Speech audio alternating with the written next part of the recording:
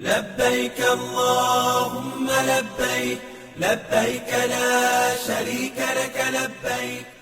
Sambil berkelakar, Kepala Sektor 3 Daerah Kerja Mekah Iqbal Ismail mengimbau jemaah haji Indonesia untuk mengurangi belanja di Tanah Suci.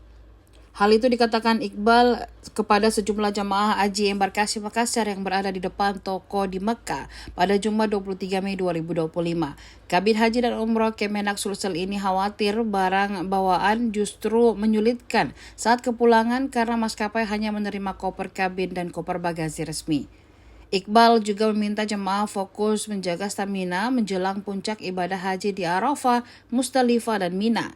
Tim bimbingan ibadah sektor 3 terus berkeliling hotel memberi arahan, salah satunya agar jemaah tidak memaksakan diri ke Masjidil Haram, khususnya siang hari dan hari Jumat demi menghindari resiko kelelahan dan rute yang padat. Menjelang Armusna, jemaah diminta tetap di hotel, beribadah di musola, dan tidak bergabung dengan kelompok hotel lain saat pendorongan ke Arafah. Semua bimbingan harus diikuti karena itu bekal utama dalam menjalankan ibadah. Download Tribun X sekarang, menghadirkan lokal menjadi Indonesia.